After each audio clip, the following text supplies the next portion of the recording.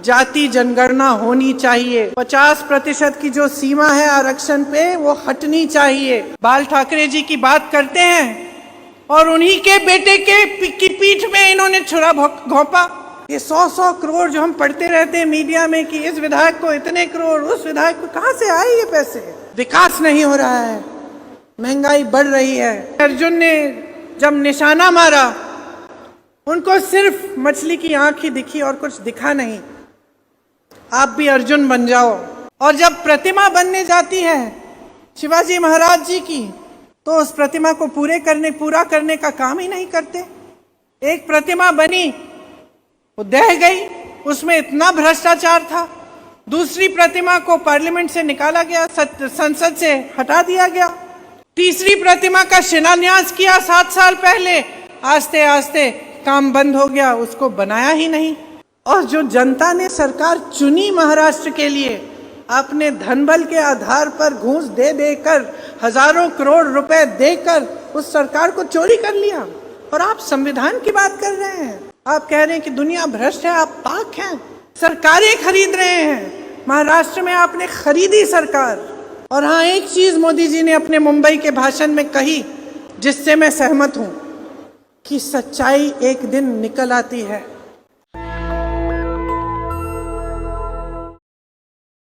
देखिए, ये जो आपकी धरती है, ये बहुत सुंदर और बहुत महान धरती है। इसने हमेशा हमारे देश को मार्गदर्शन दिया।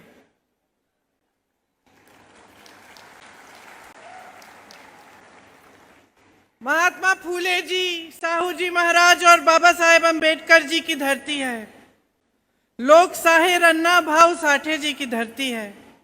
आजादी की लड़ाई के इतने महापुरुष यहाँ के हैं कि एक तरह से जो भी इस देश को के प्रति, जिसके दिल में देशभक्ति है, जो भी इस देश को चाहता है, जो भी इस देश के लिए मर मिटने के लिए तैयार है, उसके लिए ये धरती पवित्र धरती है।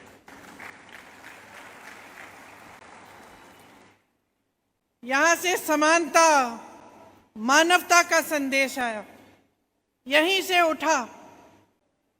तमाम महापुरुषों ने देश भर में ये संदेश फैलाया। यहाँ के संत ज्ञानेश्वर जी, संत नामदेव जी, संत तुकाराम जी ने प्रेम, समानता का संदेश फैलाया। मन में गंदगी साफ करने वाले और प्रेम जगाने वाले संत गाडगे महाराज जी भी महाराष्ट्रियन थे। आजादी की लड़ाई यहाँ से गांधी जी लड़े, तिलक जी लड़े, गोखले जी, बाबूराव धारवाड़े जी, स्वामी बारके जी, क्रांति सिंह नाना पाटिल जी, क्रांति सिंह नागनाथ अन्ना जी, वसंत दादा पाटिल जी, सब आज़ादी के लड़ाई में जुटे रहे।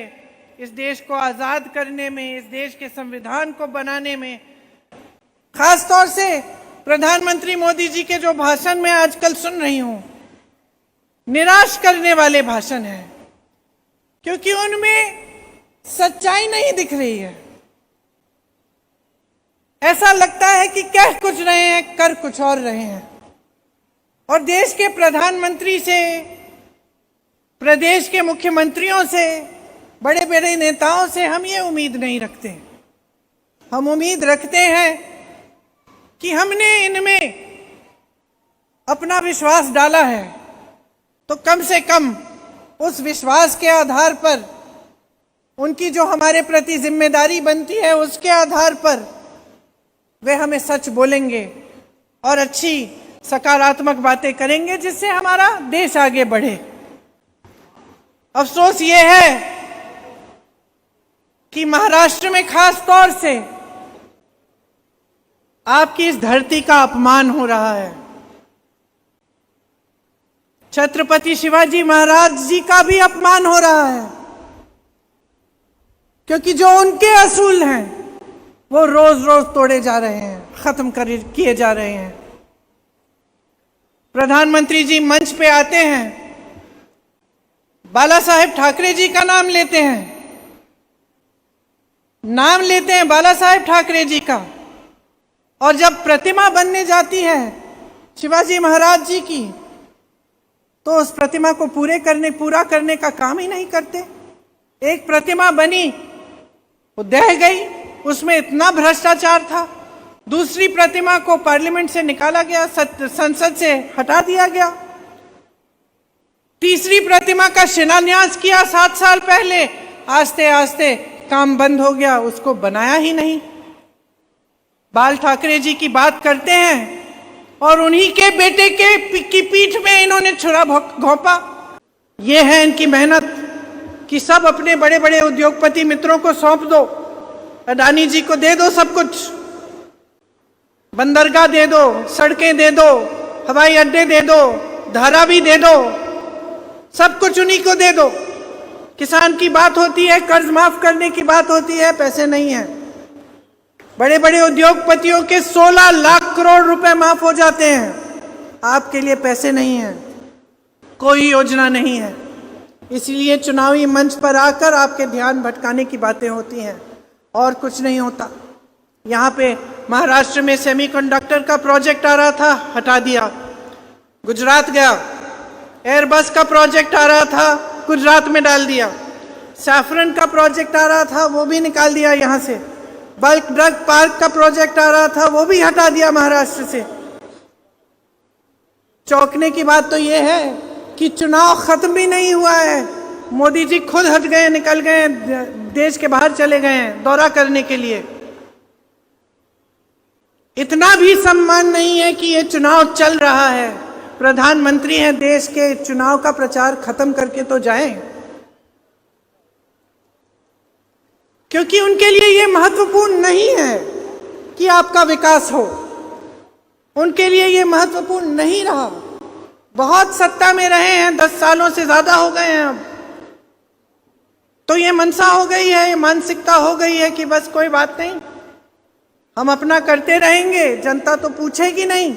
समय आएगा तो जनता को भटका देंगे, फिर से धर्म की बात करेंगे, जाति की बात करेंगे। मुंबई में मैंने उनका भाषण देखा, मेरे भाई के बारे में कह रहे थे कि राहुल गांधी आरक्षण के खिलाफ है, पंडित नेहरू आरक्षण के खिलाफ थे। पंडित नेहरू ने तो आरक्षण शुरू किए।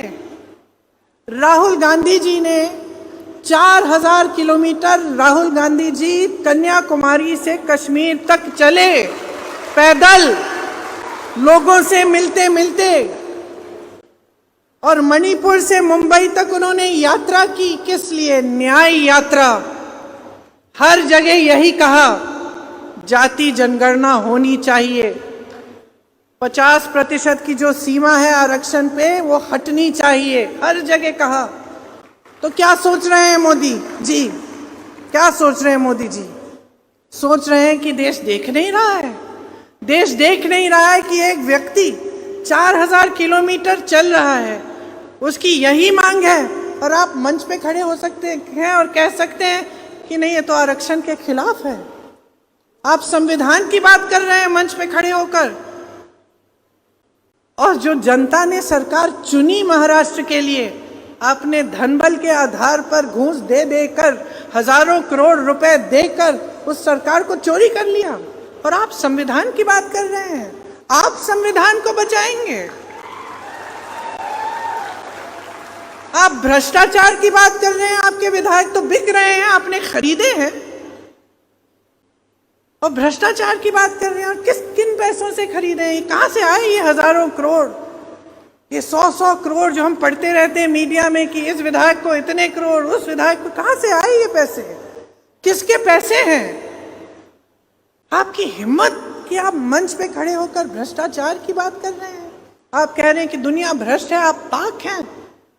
सरकारें खरीद रहे हैं। महाराष्ट्र में आपने खरीदी सरकार। हमारा संविधान कहता है कि सरकार हमारी जनता चुनेगी। आप जो यहां बैठे हैं मेरे भाई बहन, आप चुनेंगे। हमारे संविधान ने आपको वोट की शक्ति दी है, आपको हक दिया है सरकार को बनाने का, सरकार को हटाने का। आप सरकार बनाते हैं, और मोदी जी ने नई परंपरा शुरू की है इस देश में कि सरकार खरीदी जा सकती है, कि सरकार इस तरह से जोड़ तोड़ करके तोड़ी जा सकती है। चोरी की जा सकती है। और ये आपको बताएंगे संविधान के बारे में, भ्रष्टाचार के बारे में, आरक्षण के बारे में। आंखें खोलिए, आंखें खोलिए। ये जितने भी नेता इस मंच पे खड़े हैं, आपने खड़ा किया है। जितने नेता इस मंच पे आज बैठे हैं, आपने बिठाया है। हम यहां नहीं हो सकते अगर आपने अपनी शक्ति हमें नहीं दी। ये जो शक्ति आप देखते हैं, ये बड़े मंच, ये लाइटें, ये सब आपकी शक्ति है। आंखें खोलिए। अपने बच्चों के लिए एक मजबूत भविष्य बनाना है तो खड़ा होना पड़ेगा। विकास नहीं हो रहा है, महंगाई बढ़ रही है, बच्चों को रोजगार नहीं मिल रहा है। जिसकी सेटिंग होनी है उस सब की सेटिंग हो रही है। बड़े बड़े उद्योगपतियों को भी देख लिया आपने, आजकल कुछ नहीं छिपता। सोशल मीडिया पे सब कुछ दिख जाता है, कौन क्या कर रहा है, कैसे कर रहा है। और हाँ, एक चीज मोदी जी ने अपने मुंबई के भाषण में कही जिससे मैं सहमत हूं, कि सच्चाई एक दिन निकल आती है। और आज अगर मेरी एक आशा है, एक उम्मीद है कि मेरी देश की ये जनता जो हमेशा जागरूक रही है, मेरी ये बहनें जो रोज संघर्ष कर रही हैं, कोई इनकी सहायता नहीं कर रहा है। जिस तरह से महाभारत में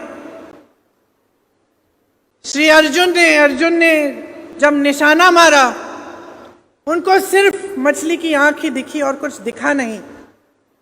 आप भी अर्जुन बन जाओ।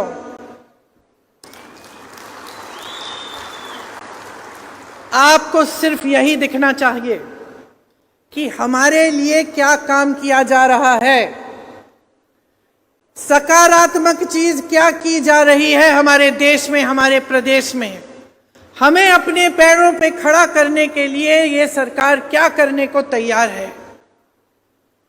क्या इन नेताओं को ये जिम्मेदारी महसूस करते हैं ये नेता कि हमारे बच्चों के भविष्य को इन्हें मजबूत करना है। क्या अगर इनकी सरकार बनेगी तो हमारी बहनें, महिलाएं और मजबूत बनेंगी, इन्हें सशक्त करने का काम होगा कि नहीं होगा। क्या किसानों के लिए सहूलियत मिलेगी, सहायता मिलेगी। क्या हम सब कमा पाएंगे जब हम मेहनत करेंगे। क्या भ्रष्टाचार थोड़ा कम होगा। आप इन चीजों पर ध्यान रखिए। आप अपना पूरा ध्यान अपने ऊपर रखिए। आप देश की जनता हो, आपने देश बनाया है, ये देश आपका है। सतर्क हो जाओ, जागरूक हो जाओ। चुनाव में भारी से भारी बहुमत से महाविकास आघाड़ी के हर कैंडिडेट को, हर उम्मीदवार को भारी से भारी बहुमत से जिताओ, ताकि कोई आपकी सरकार चोरी ना कर पाए। इस बार कोई घूस देकर विधायकों को खरीद ना पाए। असूलों पे बने सरकार, विकास के आधार पर बने सरकार। जो सरकार आप चाहते हैं वो सरकार बने। ये आपकी जिम्मेदारी है, हमारी जिम्मेदारी आपके प्रति है कि जो हम इस मंच पर कह के गए हैं उसको हम पूरा करेंगे, कि हम भी ईमानदारी से मेहनत करेंगे आपके लिए दिन रात, कि हम आपको एक ऐसी सरकार देंगे जिस पे आपको गर्व हो, जो आपके महाराष्ट्र को फिर से नई ऊंचाइयों पर पहुंचाए। नेशनल दस्तक की आपसे गुजारिश है कि अगर इसको बचाना चाहते हैं तो नेशनल दस्तक को सब्सक्राइब करने के लिए रेड कलर के सब्सक्राइब बटन को दबाएं, फिर बेल आइकन की घंटी दबाएं। नेशनल दस्तक को बचाने के लिए बहुत जरूरी है कि हर खबर को शेयर करें, लाइक करें, कमेंट जरूर करें।